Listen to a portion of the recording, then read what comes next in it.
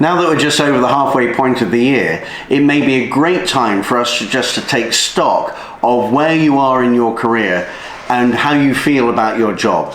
In fact, one of the key missions that we have at Career Mentor is to help our clients better align their lives and their values and their ambitions.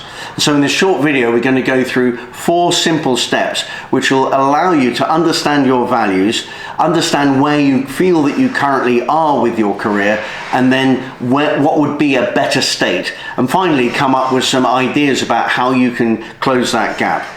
Hello, my name is Stephen Wright. I'm a career coach here at Career Mentor, and we help high-performing financial services professionals make their next smart career move. So let's get right into it. The first step is really for us to come to an understanding of what our values and the rules of those values are in the context of our career. So a value is a feeling or a state that you prize in a particular context, and you're likely to have values in your life, in your relationships, in your career, and that's what we're particularly interested in here. Now, the way for you to elicit your values is to ask yourself the question, what's most important to me in? So that might be, what's most important to me in my job, or what's most important to me in my career? And you may come up with things like, success is important to me, or feeling fulfilled is important to me, or a sense of growth is important to me. So those would be the values that you elicit from that question, what's most important to me? And you want to keep asking yourself, what else is important to me, until you've generated a list of 4 or 5, maybe even 10 values that are most important to you.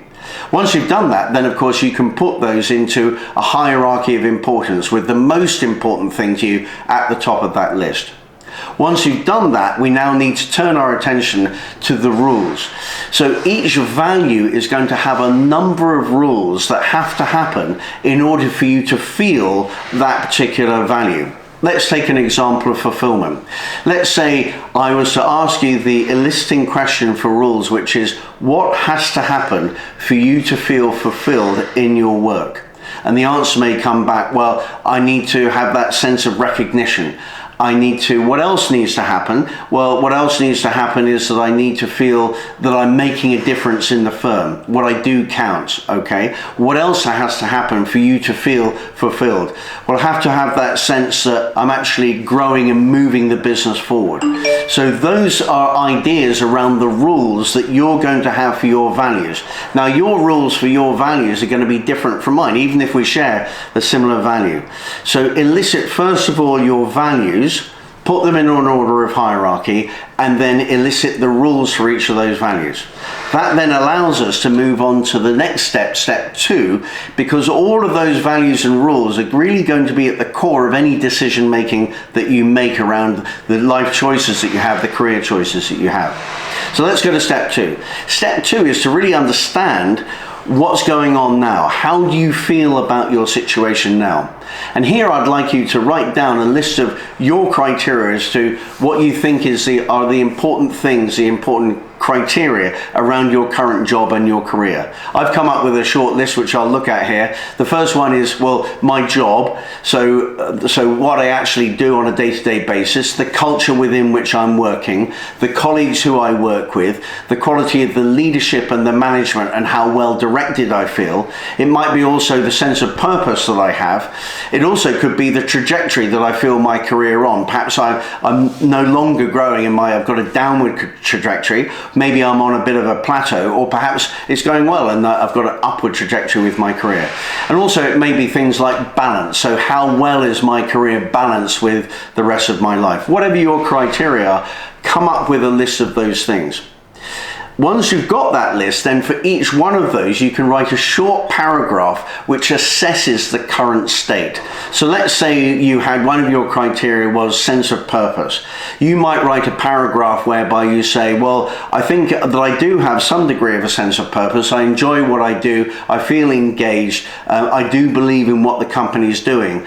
But I don't feel that I'm getting enough recognition from the management. I'm not sure that I'm completely aligned, what I'm doing is completely aligned aligned with what my leadership and management want me to do, and maybe I'm not contributing enough to the firm and moving the needle working with my colleagues. So that might be your assessment, and then you can score that out of 10. So I'm going to score myself a 6 out of 10 for that.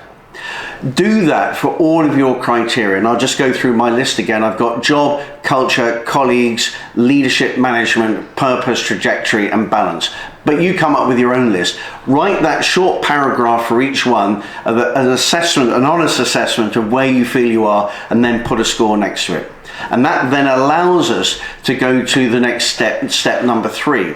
So for each of those criteria, you now write, well, a description of what better would look like. So for example, if we went back to purpose, you could say, well, I've reassociated to my sense of purpose. I have a strong feeling that what I do does matter, that I'm working hard to better collaborate with my colleagues. I'm very clear about what my leadership and management want me to do, and that's completely aligned with the objectives of the firm. And I feel a lot better that I am indeed contributing to the growth of the firm. And that would get me to, from a 6 wherever I am now, to an 8 or a 9. So you can write a state, or for each one of your criteria, you can write a description of what better would look like. So that's step 3. Now step 4, here comes the fun part, because for each one of those criteria, you can now jot down a whole load of ideas of the ways in which you can practically take action to improve that situation. And of course, these actions have to be within your gift. If you're hoping for recognition from somebody else, well, you can't control that. But if you can give recognition to yourself, well, you can control that. So if we go back to our example, we've written a paragraph about the current state of how I feel about my sense of purpose, and I scored it a 6. I have written a paragraph about what better would look like, and now I'm thinking about, well, how can I have a better sense of purpose? Well, maybe I need to remind myself of all the things that I was really excited about when I first took on this job. Maybe I need to write a list of all the ways that this job has allowed me to provide for my family. Maybe I need to sit down with the management team and better understand exactly what objectives they want me to achieve and how that feeds into what the overall business is doing. Perhaps I need to find imaginative ways to better collaborate with my colleagues so that I can help them too, so that I know that I'm really making a significant contribution to the way in which the business is operating. So all of those are practical steps that are within my gift and which I can decide to take action on. So there we go, the 4 steps there. I know this is quite a lot. We have the values and the rules elicitation at the first. We describe the current situation on your range of criteria. We describe what better would look like, and we come up with ways of improving the situation which you're now in a position to take action on. I hope you found that useful. I'll be putting the blog that I wrote about this, which describes all the steps in some detail, in the comments below. Please do click like if you feel this deserves it, because it really does help the algorithms. And also, if you feel that someone might benefit from this, then please do feel free to share it with them. If you are in a moment of reflection on your career, or indeed engaged in a job search right now, then please do reach out. All my contact details at the top of my LinkedIn profile, and it'd be a pleasure to have that conversation. Thanks very much.